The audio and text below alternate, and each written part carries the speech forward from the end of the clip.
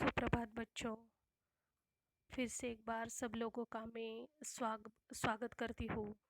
तो बच्चों, यहाँ पर आज हम नया टॉपिक देखने वाले हैं जिसका नाम है राइटिंग स्किल। राइटिंग स्किल में बच्चों हम पहला टॉपिक देखने वाले हैं निबंध लेखन। तो बच्चों, इससे आगे जो जो टॉपिक हम राइटिंग स्किल में देखने वाले हैं वो तुम लोगों को परीक्षा में ज़्यादा गुणों के लिए होते हैं और इसे दिखाना, प्रस्तुत करना ये अलग कला होती है, इसीलिए इसे राइटिंग स्किल नाम दिया गया है। तो बच्चों, यहाँ पर राइटिंग स्किल में हम निबंध लेखन के बाद हम पत्र लेखन, उसके बाद कहानी लेखन और गद्य खंड, इस प्रकार हम कुछ टॉपिक देखने वाले हैं। तो बच्चों, निबंध लेखन तुम लोगों को 5, 6 या 7 गुणों के लिए भी आता है। यहाँ पर कहानी लेखन भी तुम लोगों को 5 मार्क के लिए, पत्र लेखन भी 5 मार्क के लिए, इस प्रकार तुम लोगों को राइटिंग स्किल में 10वीं तक ज़्यादा गुण दिए गए हैं। इसलिए इन टॉपिक को पढ़ना बहुत ही ज़रूरी है और इसे हम आज से डिटेल में देखेंगे। तो बच्चों, निबंध लेखन से तुम लोग 5वीं कक्षा से वाकिफ हो। सब लोगों ने छोटे छोटे निबंध देखे ही होंगे, लेकिन 7वीं से तुम लोगों को निबंध लेखन जो है उसके बारे में थोड़े नियम जानने ज़रूरी है। तो नियम के साथ अगर हम निबंध लेखन करते हैं तो हमारे गुणों पर और भी ज़्यादा असर पड़ता है, यानी कि गुण हमारे बढ़ते हैं। जैसे जैसे बड़े होते जाएंगे वैसे वैसे कुछ राइटिंग स्किल के लिए जो नियम है उनके नियमानुसार हम अगर जाए तो हमारे गुणों में निश्चित बढ़ोतरी होती है।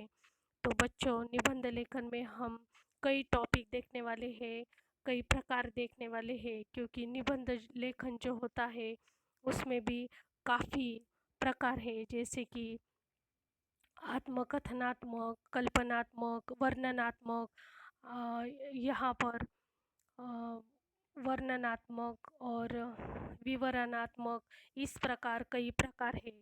उसमें से कुछ टॉपिक हम 7वीं कक्षा के लिए लेने वाले हैं। तो बच्चों, निबंध लेखन के कुछ नियम जान लेते हैं। तो बच्चों, यहाँ पर तुम लोगों को रचना विभाग यह अलग से बनाना है ग्रामर की नोटबुक में। तो रचना विभाग में सबसे पहले हम देखेंगे निबंध लेखन। तो बच्चों, यहाँ पर सब लोग स्लाइड पर देखो, मैं पढ़ रही हूँ, सब लोग ध्यान से सुनो। निबंध लेखन एक कला है। निबंध लेखन से व्यक्तित्व की परख होती है। भाषा, लेखन शैली तथा विषय प्रतिपादन विशेष महत्व रखता है। निबंध लेखन के लिए कुछ आवश्यक बातों पर विशेष ध्यान देना चाहिए। निबंध की भाषा शुद्ध होनी चाहिए। भाषा की शुद्धता के लिए वर्तनी की शुद्धता परम आवश्यक है। निबंध 15-20 पंक्तियों का होना चाहिए। निबंध आवश्यकता से बड़ा नहीं और बड़ा नहीं होना चाहिए। निबंध भूमिका या रूपरेखा के अनुसार होना चाहिए। निबंध का प्रतिपादन क्रमिक होना चाहिए। निबंध लिखते समय सटीक मुहावरे, कहावतों का प्रयोग होना चाहिए। भाषा में प्रवाह तथा विचारों में नवीनता होनी चाहिए। आत्मकथा वाले निबंध में उत्तम पुरुषवाचक सर्वनाम में का उपयोग अति आवश्यक है। निबंध लेखन के बाद उसे पुनः पढ़ लेना, गलतियों को सुधार लेना चाहिए। तो इस प्रकार बच्चों, निबंध लेखन के बारे में हमने कुछ नियम यहाँ पर देखे। जब से हमने ग्रामर के टॉपिक, व्याकरण के टॉपिक देखे हैं, तब से मैंने तुम लोगों को कई बातें समझाई है कि किस प्रकार हमारी भाषा शुद्ध होनी चाहिए, हमारे शुद्ध वाक्य होने चाहिए, कहाँ कहाँ पर विराम चिन्हों का प्रयोग होना चाहिए, किस प्रकार हम मुहावरों का, लोकोक्तियों का यानी कि कहावतों का प्रयोग कर सकते हैं और विषय के मुताबिक हम इसे किस प्रकार हमें प्रस्तुत करना चाहिए। ये छोटी छोटी बातें मैंने सब तुम लोगों को ग्रामर में सिखाई है। तो इसी की आज परीक्षा होने वाली है। इन सारी बातों को अगर तुमने आज तक गौर से सुना होगा, ध्यान में लिया होगा, तो निबंध लेखन करना तुम लोगों को बहुत ही आसान है। सबसे पहली बात, हमें निबंध के लिए पढ़ना बहुत ज़रूरी है। तो बच्चों, कोई भी भाषा हो, कोई भी अखबार हो, कोई भी किताब हो, हमें उसे पढ़ना चाहिए, क्योंकि पढ़ने से हमारे विचार बढ़ते हैं और जिस प्रकार हमें विषय दिया जाता है उसके मुताबिक हमारे विचार खुद ब खुद कागज़ पर उतर जाते हैं। और इसीलिए हमें हर रोज़ कुछ न कुछ पढ़ना चाहिए। तो निबंध में हमने देखा कि कई तरह के हमें टॉपिक आ सकते हैं, भले ही कौन सा भी टॉपिक आए, लेकिन उस टॉपिक के अनुसार अगर हम उसकी शुरुआत करें, उसका मध्याह्न लिखें और उसका अंत भी हम अच्छी तरह से करें, तो हमें निश्चित गुण मिलते हैं। तो बच्चों, यहाँ पर फिर से एक बार थोड़ी सी नियमों की ओर हम जाते हैं। तो भाषा की शुद्धता हमें ज़रूरी है। भाषा अगर शुद्ध हो तो वो पढ़ने के लिए भी अच्छा लगता है। तो मात्राएँ और हम किस प्रकार शब्दों का प्रयोग करते हैं, मुहावरों का प्रयोग करते हैं, इसकी आवश्यकता ज़रूरी है। निबंध तुम लोग अभी 7वीं कक्षा में हो, कम से कम 15-20 पंक्तियों का निबंध तुम्हारा होना ही चाहिए। निबंध भूमिका या रूपरेखा के अनुसार होना चाहिए, यानी कि तुम लोगों को जो भी टॉपिक दिया जाता है उसके अनुसार तुम्हें विचार प्रस्तुत करने होंगे।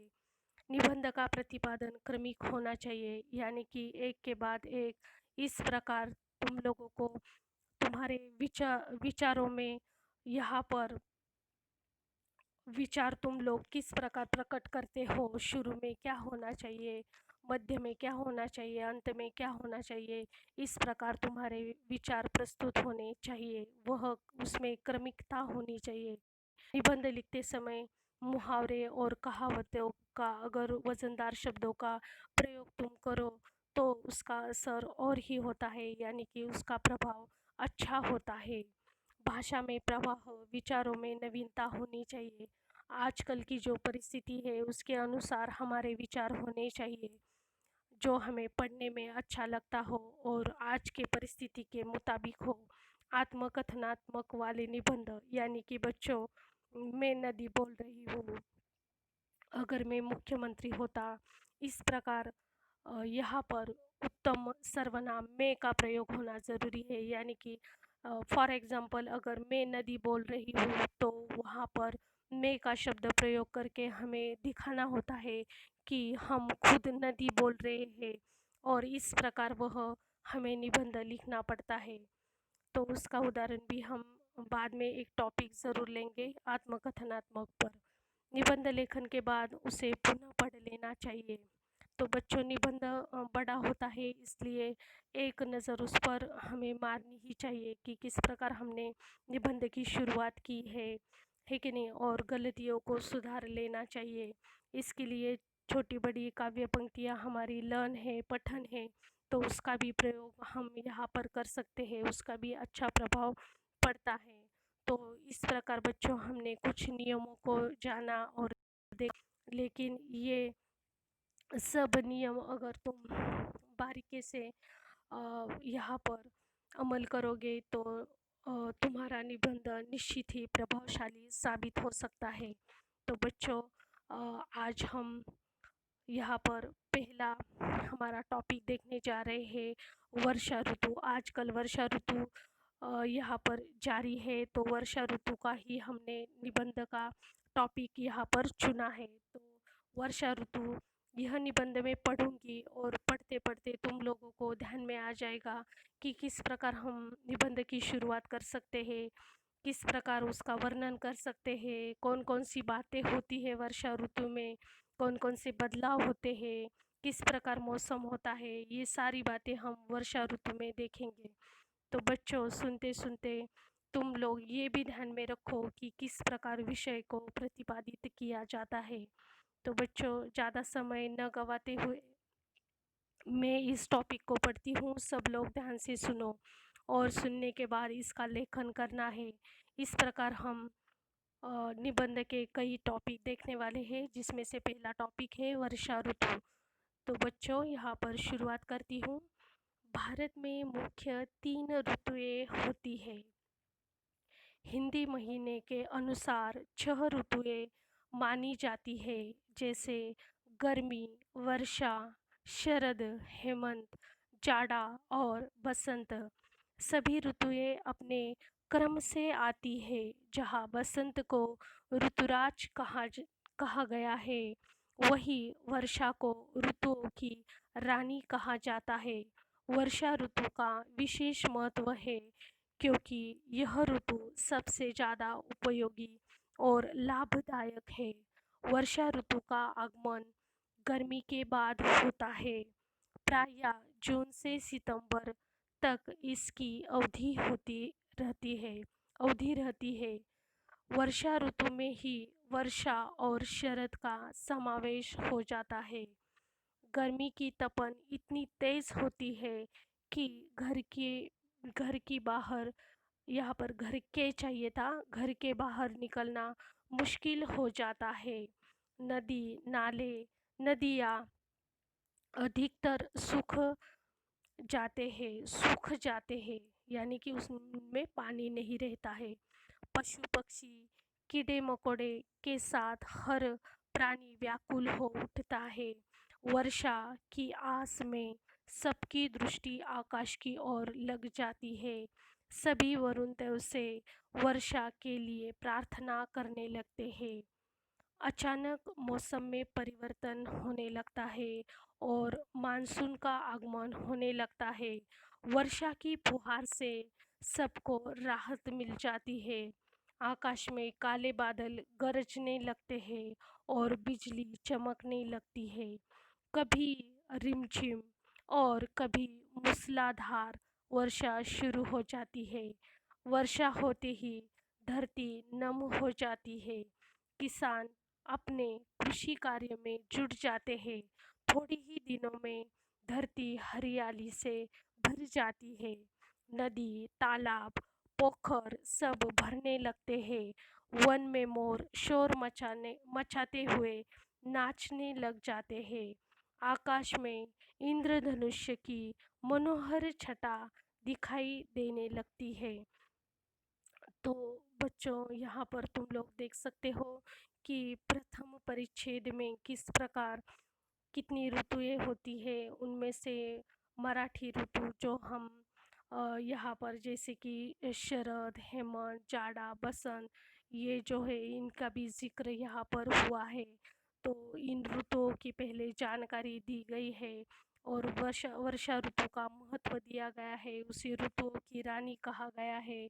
वर्षा कब शुरू होती है, उसका अंत कब होता है, किस प्रकार परिस्थिति रहती है, पहले मौसम कैसे रहता है, वर्षा होने के बाद किस प्रकार वातावरण में बदलाव आते हैं, कौन कौन उसकी प्रतीक्षा करते हैं, वर्षा ऋतु होने के बाद किन किन लोगों को कौन कौन लोग समाधान पाते हैं, इस प्रकार वातावरण में कौन सी तब्दीली आती है, ये सारे के सारे मुद्दे इस निबंध में आए हुए हैं।